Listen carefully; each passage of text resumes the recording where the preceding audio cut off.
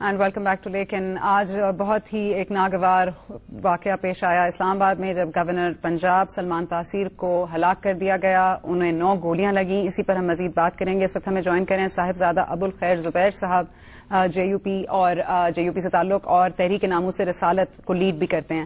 بہت بہت شکریہ صاحبزادہ صاحب آپ نے ہمیں جوائن کیا آن. لیکن میں سب سے پہلے یہ جاننا چاہوں گی آج آپ کو جو سلمان تاثیر صاحب کو ہلاک کیا گیا اس پر افسوس ہے؟ دیکھیے اس وقت صورتحال یہ ہے کہ حضور سرور کائنات صلی اللہ علیہ وسلم کی تعظیم و توقیر کا جو مسئلہ ہے وہ مسلمانوں میں شروع سے لے کے اب تک بڑا حساس مسئلہ رہا ہے اور مسلمان حضور سرور کائنات صلی اللہ علیہ وسلم کی توہین کسی صورت میں برداشت نہیں کر سکتے اور اس پر بڑے جذباتی ہو جاتے ہیں اور جذبات رکھتے ہیں اپنے اندر. تو یہ سلمان تاثیر نے جو گستاخ رسول آسیہ کو جس طرح تحفظ فراہم کرنے کی کوشش کی تھی اور اس کے لیے جو عدلیہ کے پروسیجر ہے اس کو بھی بالائے طاق رکھ دیا تھا. تو اس وجہ سے اور جو الفاظ انہوں نے استعمال کیے اس کو کالا قانون کہا تھا اس کی وجہ سے عوام کی جذبات بڑے مجروح تھے اور مسلمان بڑے مشتعل تھے اس پر. اور یہ اسی اشتعال کا نتیجہ ہے کہ جو یہ اقدام ہوا ہے. اور اس سلسلے کے اندر جمعیت علماء پاکستان کا ہمیشہ سے موقف رہا ہے کہ یہ قانون ہمیشہ رہنا چاہیے اور ہماری اس بات کی تائید ہوئی ہے. حالانکہ سلمان تاثیر اس کے خلاف تھے, وہ کہتے تھے نہیں اس کو ختم ہونا چاہیے.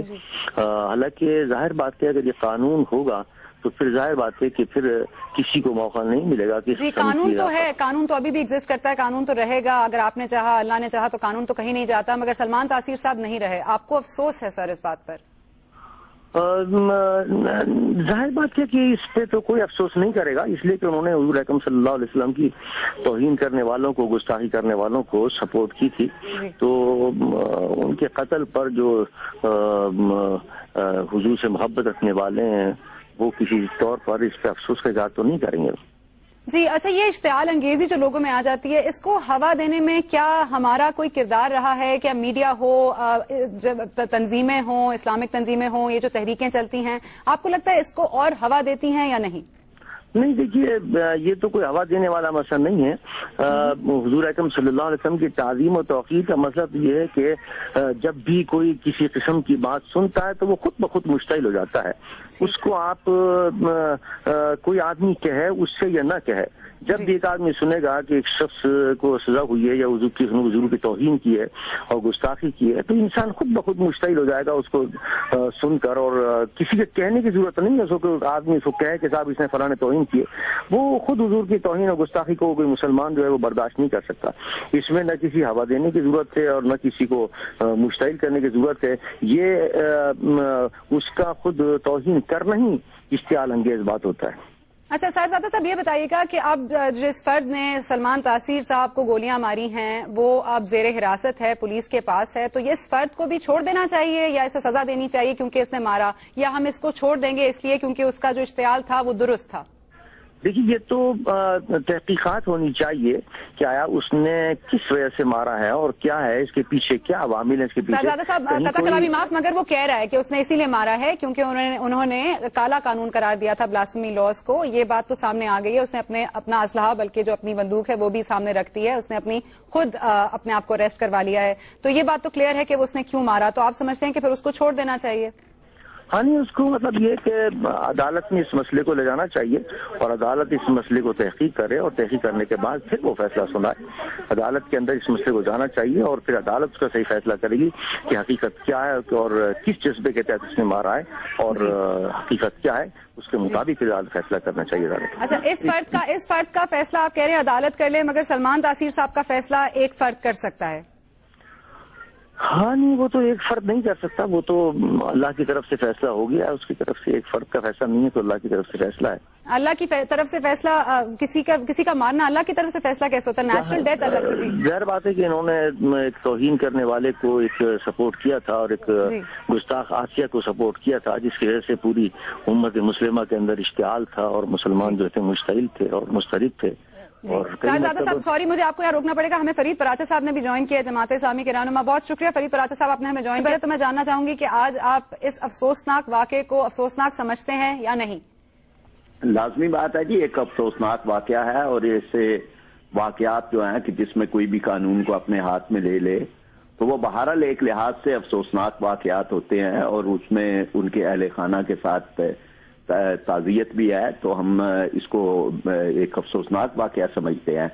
और जो कुछ हमारा मौक़िफ़ है उसके अंदर भी ये बात है कि कानून जो है वो ही असल में प्रोटेक्शन करता है और वही हिफाजत करता है। अगर कानून सख्त न हो और कानून पर अमल दरामद न हो तो फिर उसके बाद कोई भी फर्द है कि जो किसी भी जज्बाती लम्हे के अंदर कानून को अपने हाथ में ले ले या उस कानून शिकनी करे तो उससे कई अलमनाक वाकयात जन्म लेते हैं। इसलिए ये बात जो है वो एक मरतबा फिर वाज़े हो गई है कि कानून का होना और कानून का सख्त होना जरूरी है। तो साहिबजादा साहब, आप क्या समझते हैं? क्योंकि फरीद पराचा साहब तो कह रहे हैं कि उन्हें अफसोस है, तो आपने तो कहा किसी को अफसोस ही नहीं होना चाहिए और होगा भी नहीं, तो इनको तो अफसोस है। नहीं, मैंने ये तो नहीं कहा नहीं होना चाहिए।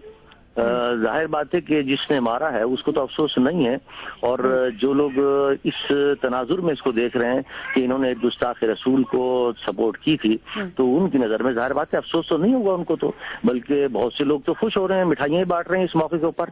तो ये तो मैंने नहीं कहा कि नहीं होना चाहिए। मतलब ये आप कौन से लोगों में शामिल हैं साहिबजादा साहब? कौन से लोगों में? जी नहीं, आप कौन से लोगों में शामिल हैं? मिठाई बांटने वाले में या अफसोस करने वाले में? चाहिए, और वो तो यही कहेंगे कि कानून को हाथ में नहीं लेना चाहिए, लेकिन जाहिर बात है अवाम के जज्बात तो हैं एक तरफ। अवाम के जज्बात, बहुत शुक्रिया साहिबजादा साहब। जी, अवाम के जज्बात पर कोई इश्तियाल अंगेजी में इस तरह का गुनाह का मुर्तकब हो जाए हफीज पराचा साहब, उसकी क्या सजा होनी चाहिए? उसे छोड़ देना चाहिए क्योंकि उसने नामूस रसालत को जिस तरह से काला कानून कहा गया गवर्नर पंजाब सलमान तासीर से, क्या ये जस्टिफाइड हो जाता है कि उनको इश्तियाल अंगेजी में मार दिया जाए? क्या हमारा इस्लाम हमें यही सिखाता है कि इनटॉलरेंस सिखाता है? क्या हमें बताता है कि हम इख्तिलाफ राय रख नहीं सकते, और अगर इख्तिलाफ राय है तो क्या उसे दूर नहीं किया जा सकता? मारना जरूरी है? नहीं, ये जो इसका ये पहलू है कि किसी भी आदमी को उस पर कोई एक उसके किसी बयान पर मार दिया जाए, ये तो बहरहाल किसी तरह से भी उसमें जायज नहीं है। लेकिन इसमें ये बात जो है वो बहरहाल जरूरी और काबिल तवज्जो है कि ऐसे बयानात भी नहीं देने चाहिए कि जिनसे लोगों की दिल आजारी हो, दिल शिकनी हो, उनके जो दीनी जज्बात है उनकी तौहीन हो, और खास तौर पर उसे काला कानून कहना जो अल्लाह तबारक व तआला का बनाया हुआ और अल्लाह के रसूल सल्लल्लाहु अलैहि वसल्लम की नामूस के तहफ़्फ़ुज़ में आए, तो वो बहरहाल एक अपनी जगह उनको सबने तवज्जो भी दिलाई थी कि ये आप बयान न दें। लेकिन मैं ये समझता हूँ कि इसका नतीजा ये नहीं होना चाहिए कि कोई भी फर्द कानून को अपने हाथ में ले ले। इनके मामले के अंदर भी ये मुतालबा जो चलता रहा वो यही था कि जी उनका मामला भी अदालत के सुपुर्द किया जाए, और इसी तरह जिसने उनको कत्ल किया है उसका मामला भी अदालत के सुपुर्द हो।